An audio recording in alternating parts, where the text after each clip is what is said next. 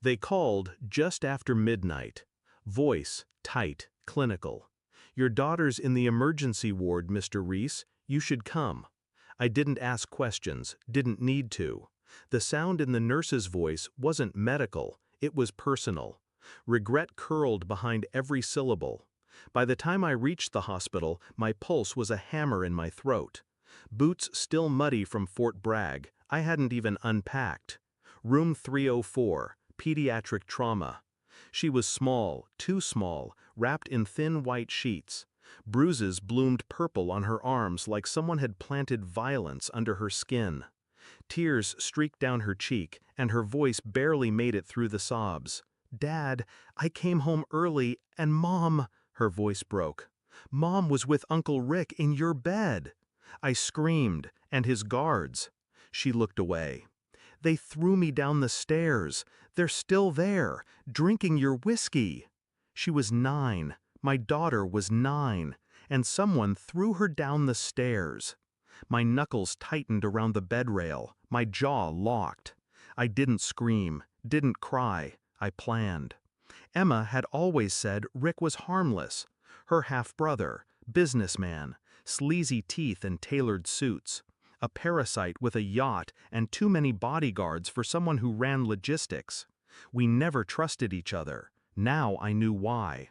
The betrayal wasn't just the affair, it was the audacity. My home, my bed, my child. I walked out of the hospital without saying a word. Every step to the car was an effort to contain the soldier screaming beneath my skin.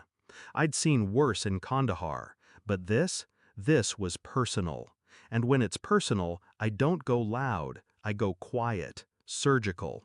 I started with the house cameras, private system, hidden lines. Only I knew the backup server location. Footage confirmed it. Emma and Rick. Bedroom. No shame. 2 of his men in the hallway, drunk, laughing. Then, my daughter's small figure in the doorway. The scream. The shove. She bounced once on the 5th step, head first. They didn't even check if she was breathing. I didn't call the cops. They would ask questions. Questions require answers. Answers require patience. I needed results. So I called Simon, ex-NSA, still owed me for saving his ass in Jakarta. He pulled Rick's files, offshore accounts, cartel ties, not just logistics, guns, girls, worse. I started tracing Emma's phone, texts, deleted calls, midnights filled with "can't wait to taste you again." David's away for 6 more days. She sleeps deep. We're fine. She wasn't her. She was our daughter. Collateral damage in their little fantasy. I paid a tech to clone Rick's security feed, internal audio, living room mics. They'd stayed after the fall, toasted to it, called my daughter a brat. Emma had laughed. Laughed. I watched the tape in silence. 12 minutes. That's how long my daughter lay unconscious before Rick's men dragged her to the guest bed and called it a clumsy fall. I took screenshots, printed transcripts, black ink, white paper. Truth stripped of emotion. I waited. 3 days later, Emma came to the hospital. She brought lilies, a card, a lie already forming behind her smile. "I just heard. I was away with a friend." I handed her a flash drive, didn't speak, just watched. She plugged it into her phone, screen lit, played the footage, audio. Her face cracked by the 5th second. By the 15th, she was trembling. I didn't mean," Rick said." I turned to my daughter's room. The IV beeped steady. Then I looked back at Emma. You laughed.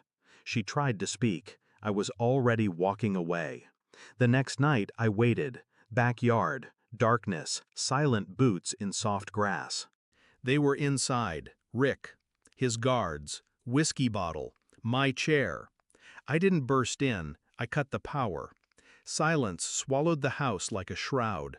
Then, motion sensors snapped a camera flash, only one, just enough to catch their faces.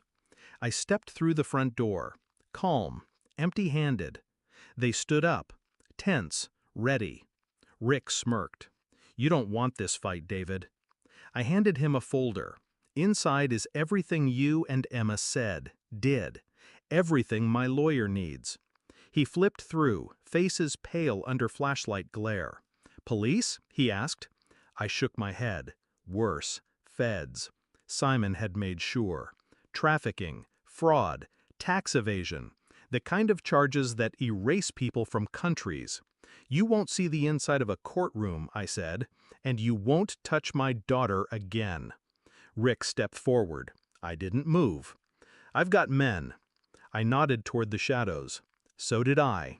He never saw them. It's been 3 weeks. Emma's name doesn't exist in the paperwork anymore. No custody claim, no alimony, no visitation rights.